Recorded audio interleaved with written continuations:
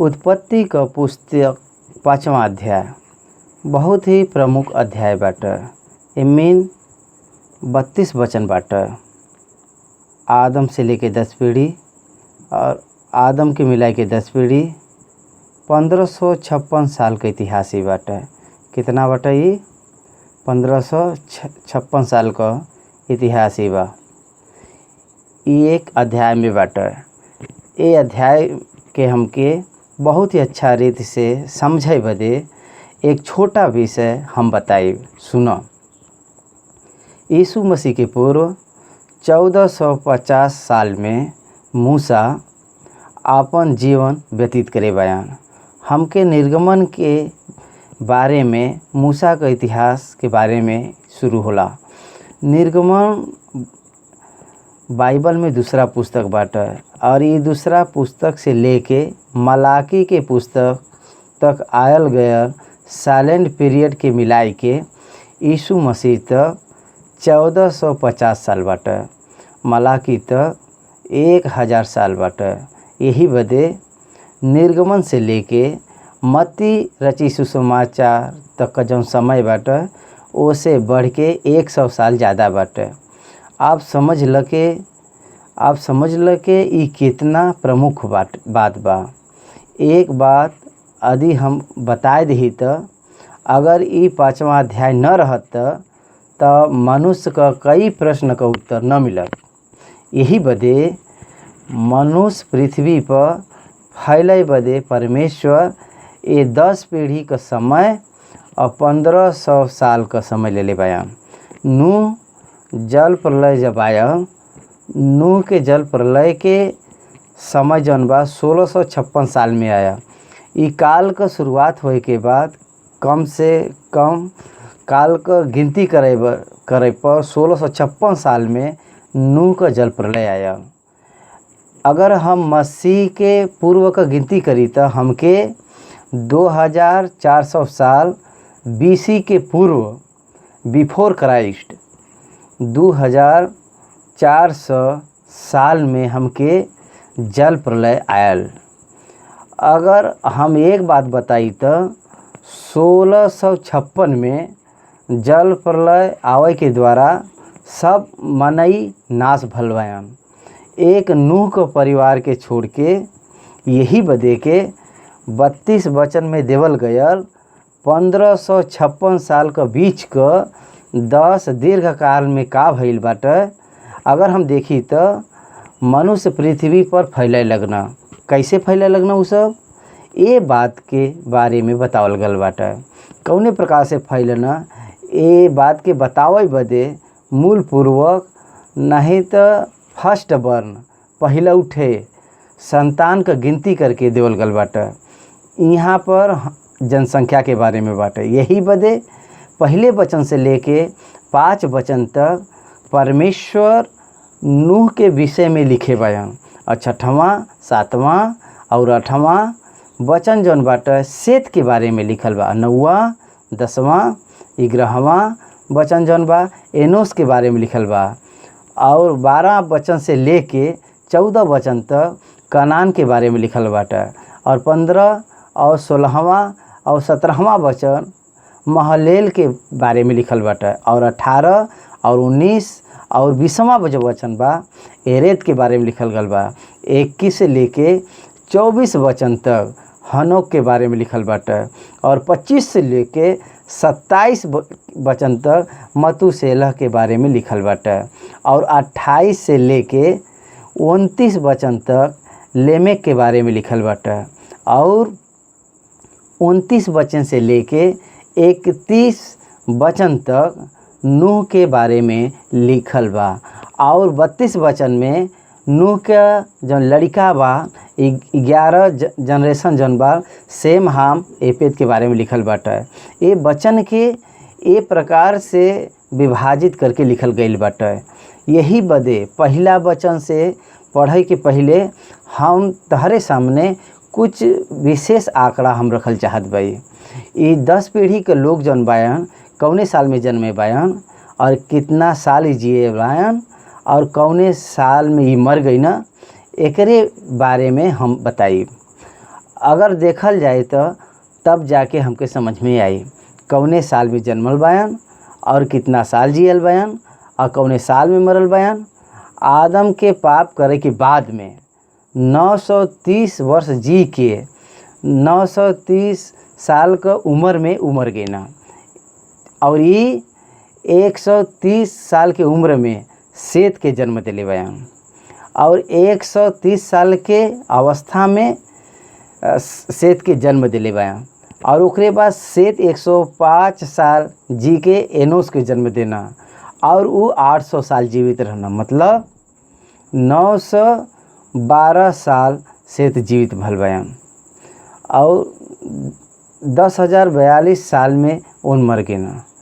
एनोस जौन बयान सेत के द्वारा उत्पन्न भइना, इनकर जन्म 235 साल में भइल बाटे, मतलब यह 19 साल जी के उ एनेस कनान के जन्म दे के कनान के जन्म देवे के पश्चात 815 साल तक जीवित रहना, मतलब 905 साल का अवस्था में रह के 1140 साल में उमर गई ना।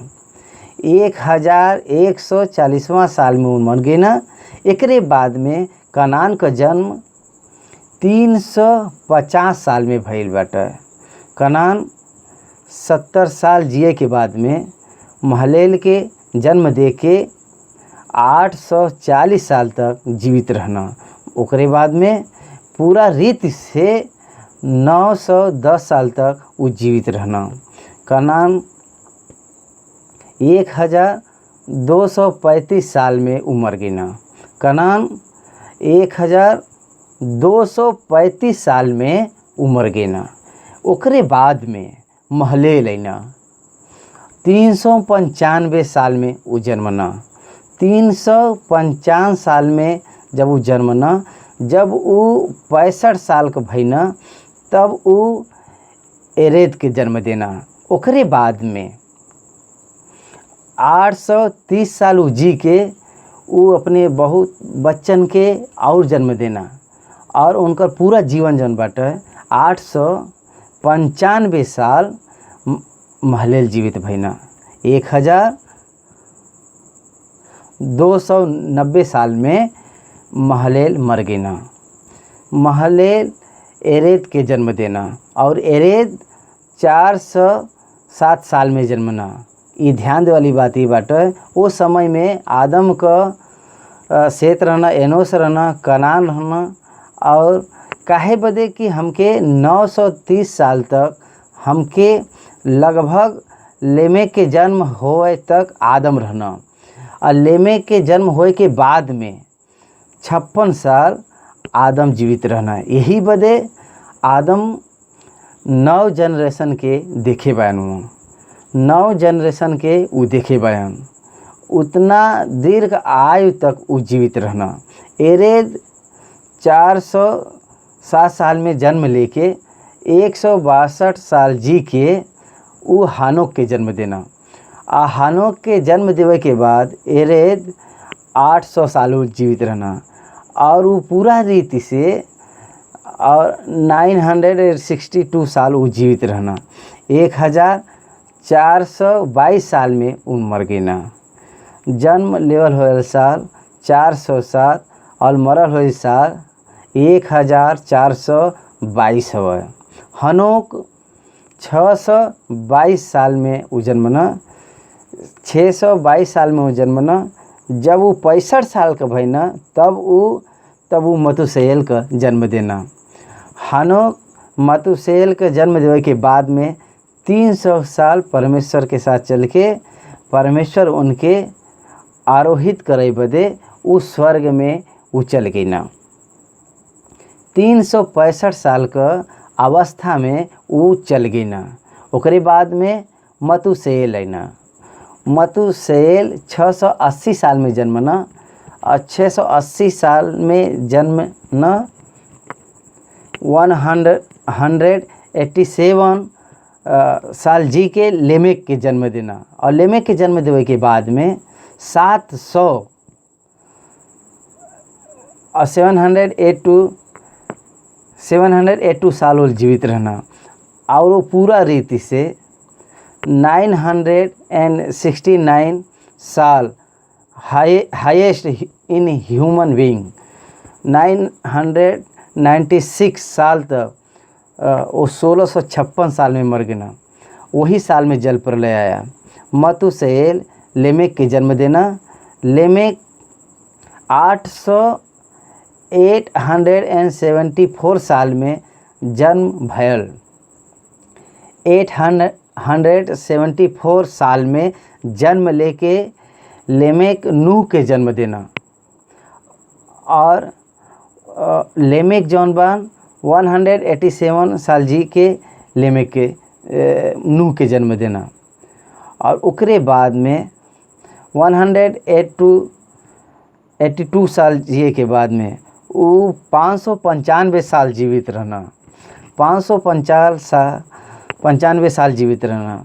और ओकरे बाद नूह के जन्म देवे के बाद और जल प्रलय के पहले 5 साल पहले ये मर गई ना। लेमेक 6051 में वो मर गई ना। लेमेक के मरई के 5वां साल में मतुसेला भी मर गई ना। और 1656 साल में यही बदले में 787 साल तक वो जीवित रहना। ये 10 पीढ़ी में हमके नूह 1056वां साल में जन्मना। 1056वां साल में ई जन्मना। और 1056वां साल में जन्म लेवल न नूह 950 साल तक नूह 950 साल तक वो जीवित रहना। नूह के जीवन में 600 साल का अवस्था में जल प्रलय आयल। नूह का 500 साल का अवस्था में पुत्र का जन्म भइल। और उनके पुत्र का 3 पुत्र जन्म भइल उनकर। ओकरे बाद में जल प्रलय आई। यह अनाउंसमेंट 500 साल के अवस्था में देवल गए रही। नूह का 500 साल का अवस्था मतलब 1556 साल में जल प्रलय आई। एक प्रकार से परमेश्वर उनके बताए रहना। 100 साल के बाद में जल प्रलय आयल। 1656 साल में जल प्रलय आयल। और जल प्रलय के बाद में 350 साल तक नूह जीवित रहना। यही बदे हमके 5वां अध्याय जौन बा 1556 साल का इतिहास बतावत समय ये 10 पीढ़ी के जौन लोग बयान कब जन्मना, कौने साल में जन्मना, और कितना साल वो सब जीवित रहना, और कितना साल के अवस्था में वो सब मर गए ना, और कौन सा साल में पहला संतान के जन्म देना, ये सब बात और एकर वर्णन हम एकर 5वां अध्याय में कैली। हम पहला वचन से हम पढ़ब। एकर पढ़ के एकर हम वर्णन करब। आदम का वंशावली ई हवे। जब परमेश्वर मनुष्य का सृष्टि कैना तब वो अपने स्वरूप में वो बनैना। आदम परमेश्वर का स्वरूप में हयन। परमेश्वर आदम के स्वरूप में नहीं बयान। बहुत ध्यानपूर्वक की बात समझे के बाटे। आदम परमेश्वर का स्वरूप हयन कहीं पर परमेश्वर जौने गुड़ के आदम के देवल चाहना उ देना। मतलब कि जवन गुड़ परमेश्वर के अंदर में रहल वह परमेश्वर आदम के देना। आदम अपने सीमा में रहे वाला एक व्यक्ति है। आदम के सर्वज्ञानी नहीं बानून, परमेश्वर उनके ज्ञान देना। आदम शक्तिहीन हैं, परमेश्वर उनके शक्ति के देना। यही बदे आदम जब परमेश्वर का स्वरूप है कहीं पर परमेश्वर भी आदम का स्वरूप है। ई सोच जौन बाटे ए स्थिति में किसी भी प्रकार के सोच में नहीं जाएगा बा। परमेश्वर का जौन रूप बा, परमेश्वर का स्वरूप जौन बा, परमेश्वर का हयन, ए विषय जौन बा मनुष्य के बारे में बतावल गल बाटे। ई विषय मनुष्य के बतावल गल बाटे। परमेश्वर मनुष्य के स्वर्गदूत से थोड़ा कम बनाए हैं। उनके स्वरूप में गुड़ और छड़ के परमेश्वर दिले हैं, और छड़ के परमेश्वर उनके दिले बयान जौन ऊ कह सकना, ऊ जौन ऊ कह सकना ओके करे बदे उनके शरीर के मनुष्य के दे के उनके जौन चीज़ करे के बा वो करे बदे आदम के अनुग्रह दिले बयान। यही बदे आदम परमेश्वर के स्वरूप में बनावल गए ना। ई बात के हमके समझे के बाटे। और दूसरा वचन जौन बाटे ऊ नर और नारी करके मनुष्य का सृष्टि कैना और ऊ आशीष देना और उनका सृष्टि का दिन जौन बा आदम रखल गया। उत्पत्ति का पहला अध्याय 26वां वचन यही बतावला के उनका सृष्टि करत समय परमेश्वर नर और नारी कह के सृष्टि कैना। काहे बदे के संतान उत्पत्ति बदे, अगले जनरेशन आवे बदे, अनुकूल रीति से परमेश्वर के इच्छा पूरी करे बदे उनके शरीर में परमेश्वर कुछ अंतर के रखे बयान। ओकरे बाद में आदम के और स्त्री के परमेश्वर आशीष देना। उत्पत्ति का पहला अध्याय 27 वचन में हमके आशीष बाटे। तू पृथ्वी पर फल फूल और पृथ्वी में भर जा और बढ़ोतरी कर और उसे भर द। ए प्रकार से परमेश्वर उनसे कहे बयान, ओके अपने बस में कैला। ए प्रकार से कह के वो अधिकार भी देना। यही बदे परमेश्वर डेलीकेटेड अथॉरिटी ओवर ऑल द क्रिएशन, पूरा पृथ्वी पर देख रेख करे बदे परमेश्वर आदम के बदले बदे अधिकार देना। उनके नर करके नाम रखना है। ये नाम के परमेश्वर खुदे रखे बयान। मनुष्य सबका नाम रखना, लेकिन मनुष्य का नाम परमेश्वर स्वयं रखे बयान। आदम करके नाम रखना। और तीसरा वचन से लेके आदम का विवरण देवल गल बाटे। जब आदम 130 वर्ष का भइना तब उनके द्वारा उनके समानता में उन्हीं के स्वरूप के अनुसार एक पुत्र के जन्म भयल। यहाँ पर लिटिगेशन बाटे। परमेश्वर के स्वरूप में पाप नहीं बाटे, लेकिन जब आदम पुत्र के जन्म देना तब आदम के जन्म का रहल। आदम के द्वारा जन्म लेते समय शरीर से उत्पन्न होना पुत्र सेत का ट्रांसफ़र हो गया। सेत पाप का स्वभाव लेके जन्मना। जब परमेश्वर आदम के बनैना तो उनके स्वभाव में पाप नहीं रहल, लेकिन पाप करल गयल आदम हवा से अपने पत्नी से वो गर्भवती हो के जन्म देवल गयल पुत्र सेत के वो स्वभाव से भर देना। आदम से आयल गयल और हर मनुष्य पाप का एक स्वभाव से जन्म लेत बाटे। सेत परमेश्वर का स्वरूप नहीं है। सेत परमेश्वर का स्वरूप नहीं है। यहाँ पर थोड़ा लिटिगेशन बाटे। सुनो, सेत परमेश्वर का स्वरूप है कहे पर सेत के भीतर पाप का स्वभाव बा। ई परमेश्वर के अंगीकार नहीं बाटे। मनुष्य आदम के स्वरूप में बा। यही बदे कुरिन्थी के पत्री में हम मिट्टी से संबंधित जन्मल बाई। यही बदे हम मिट्टी है। प्रथम मनुष्य मिट्टी से बनावल गल बा पाप करना। यही बदे वो मिट्टी से बनावल गयल हमारे प्रति बात जौन बा पाप के स्वभाव चलत बा। आदम का स्वभाव सेत में आयल, आदम का स्वभाव कैन में आयल। यही बदे कैन पाप कैना और ऊ नर हत्यारा बन गईना। हाबिल के भीतर भी आदम का स्वभाव आयल, लेकिन विश्वास के रखे के द्वारा ऊ स्वभाव से उनके छुटकारा पाइना। He became he believer. हाबिल विश्वासी होए के कारण ऊ उद्धार पैना। कैन विश्वास न करे के द्वारा उद्धार नहीं पैना, परमेश्वर से संबंध नहीं रख पैना। यही बदे कैन के बदले में परमेश्वर सेत के आदम हवा के देना। ई सेत जन्मा आदम हवा का 130 वर्ष के उम्र में जन्म लेना। कैन कौने साल में मरना और कौने साल तक जीवित रहना ई बतावल नहीं गल बाटे। जब कैन का जन्म भयल तब आदम का उम्र कितना रहल, ई भी पवित्र आत्मा परमेश्वर रिकॉर्ड नहीं करवाए बान। कैन और हाबिल के बीच में कितना वर्ष का भेद बात है, इहो बात नहीं बतावल गईल बाटे।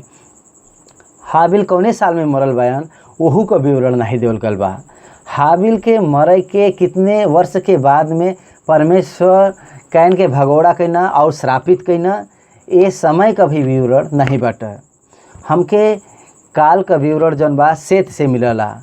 आदम का 130 वर्ष के उम्र में जन्म भयल सेत से हमके काल का विवरण मिलला। तब आदम 130 वर्ष का भइना, 130 वर्ष का भइना तब उनके द्वारा उनके समानता में उन्हीं के स्वरूप के अनुसार एक पुत्र उत्पन्न भयल और ओकर नाम सेत रखल गयल।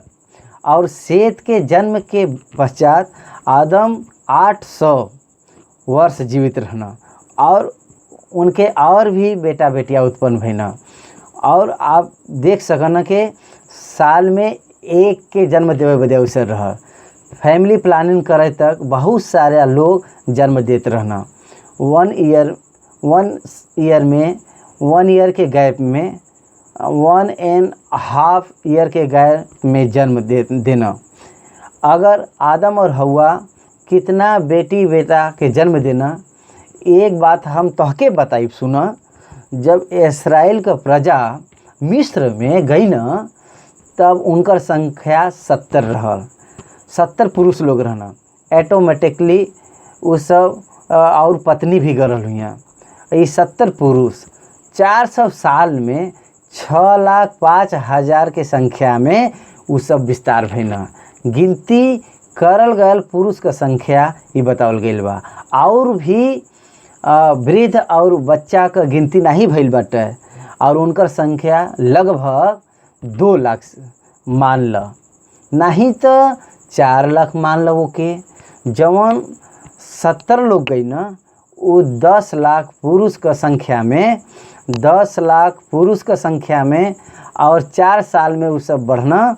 मतलब नूह का काल का जल प्रलय 1656 में आया, ई बतावल गल बाटे। 130 वर्ष के उम्र में वो जन्मना। सेत 130 वर्ष के उम्र में जन्मना और 1656 में से 130 के अगर निकालल जाए तो 1526 साल होला।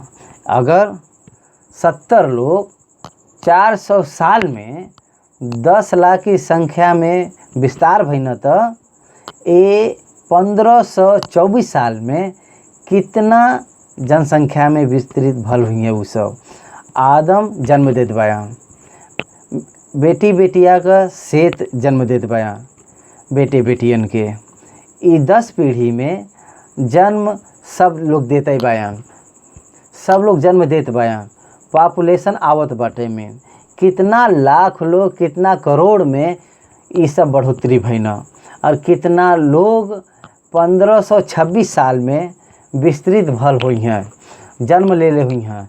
एक बार सोचे वाली बात बा, आदम और भी पुत्र का जन्म देना एक सेत के ही नहीं, लेकिन बचल हुए जनरेशन का भी नाम नहीं देवल गल बाटे। लेकिन उद्धारकर्ता प्रभु यीशु मसीह के प्रेजेंट करे बदे ही बाइबल का मुख्य उद्देश्य है। यही बदे पहिलौठा संतान से भी आयल। इब्राहिम के पास आवे तो 20 जनरेशन भयल। ई हम एक फिर से एक बारे में बतावत थी, इब्राहिम के जनरेशन के बारे में बतावत भाई। पूरा विवरण हम बताएं यही बदे के इब्राहिम तक, नूह से लेके इब्राहिम तक रहे वाला मनुष्य के अगर हम देखल जाए तो नूह सेम के जन्म देना और सेम 10वां जनरेशन का है, सेम 11वां जनरेशन का है और सेम 11वां जनरेशन का है। और उसके बाद में अपक्षत जौन बा वो 12वां जनरेशन का है। 158,000 में जन्मना। और उसके बाद सेला का जन्म है और 13वां जनरेशन का भइना। यही बदे ई जौन बाटे के मीन 1693 साल में जन्म लेना। ए बेर 14 पीढ़ी का है। 1723 साल में जन्मना। ए बेर पहले को जन्म देना आदम से ई 15 पीढ़ी का हन। 1776 1750 में जन्म भयल। पे लोग रू के जन्म देना और रू जो है 16वां पीढ़ी का भैना। 1787 साल में इनका जन्म भयल और रू सरू के जन्म देना और सरू 17 पीढ़ी का भैना। 1890 साल में इनका जन्म भया। सरू नाहौर का जन्म देना। ये 18 पीढ़ी का है। 1800 साल में जन्म भया। नाहुम 13 को जन्म देना। यह 19 पीढ़ी का है। 1878 साल में इनकर जन्म भइल बा। 1878 में इनका जन्म भया और 20वां पीढ़ी में 1900 इब्राहिम का जन्म भया। ये समझ में आवत बा। यही बदे यही तक इब्राहिम तक 20 पीढ़ी बा। जब हम यहाँ देखल जाए तो हम पहले के 5 वचन के पढ़ल बाई। 5वां अध्याय 5 वचन तक आदम का कुल उम्र जौन बा 930 साल का बाटे। 130 वर्ष का उम्र में उ सेत का जन्म देना। ओकरे बाद में 800 वर्ष तक वो जीवित रहना। जब सेत 105 वर्ष का होना तब वो एनोस का जन्म देना और उनकर कुल उम्र जो रहल 912 वर्ष का भया। जब एनोस 90 साल का भइना तब वो कानान के जन्म देना। जब वो 90 वर्ष का भइना तो कानान को जन्म देना और कानान के जन्म देवे के बाद में 815 साल तक उन जीवित रहना। एनोस का कुल उम्र जो रहा 905 वर्ष का भया। ओकरे बाद जब कानान 70 वर्ष का भइना तब वो महलेल के जन्म देना और महलेल के जन्म के बाद 840 वर्ष तक वो जीवित रहना और उनकर कुल उम्र जौन बा 910 वर्ष का भया। जब महलेल 65 साल का भइना तब वो एरेद के जन्म देना और एरेद के जन्म के बाद में महलेल 830 वर्ष जीवित रहना और भी उनके बेटी बेटियां भइना। और महलेल का कुल उम्र जौन बा 895 साल का भया। जब एरेद 162 साल का भइना तब वो हानोक के जन्म देना। जब हानोक के जन्म के बाद में एरोद 800 साल जीवित रहना और उनके और बेटा बेटियां भइना। और एरेद का कुल उम्र जौन बा 962 साल का भया। अब ओकरे बाद में हानोक 65 वर्ष का भइना तब वो मतुसेला का जन्म देना। ओकरे बाद 300 वर्ष तक परमेश्वर के साथ साथ चलत गई ना। हानोक को कुल अवस्था जौन बा 365 वर्ष का भयल और हानोक परमेश्वर के साथ साथ चल गई ना। फिर वो लोप हो गई ना। काहे बदे के परमेश्वर उनके उठा ले लेना। शरीरधारी होई के हम सर में नहीं जा सकिला। एलिया को भी परमेश्वर स्वर्ग में उठा ले गए। ऐसा हमके देखे के मिलला। लेकिन कोई भी शरीरधारी होई के स्वर्ग में नहीं जा सकला। जब मतुसेला 187 साल का भइना तब वो लेमेक के जन्म देना और लेमेक के जन्म देवे के बाद 708 वर्ष तक जीवित रहना। और मतुसेल का कुल उम्र रहल 969 साल का भया। ये हाईएस्ट लिविंग ह्यूमन बीइंग हुए हैं। जब लेमेक 182 साल का भइना तब वो एक पुत्र को जन्म देना नूह। तब वो ए प्रकार से नूह का जन्म भयल कि यहोवा एक बेटा के जन्म देले बयान कि उनकर कठिन परिश्रम में परमेश्वर हमके शांति दी हैं। नूह के जन्म के बाद लेमेक 595 साल तक जीवन भेना और बेटी बेटिया उत्पन्न भेना और लेमेक का कुल उम्र जौन रहल 777 साल का भयल। नूह 500 वर्ष का होय के सेम, हाम और एपेत के जन्म देना और सबसे प्रथम सेम के संतान में से इब्राहिम है ना।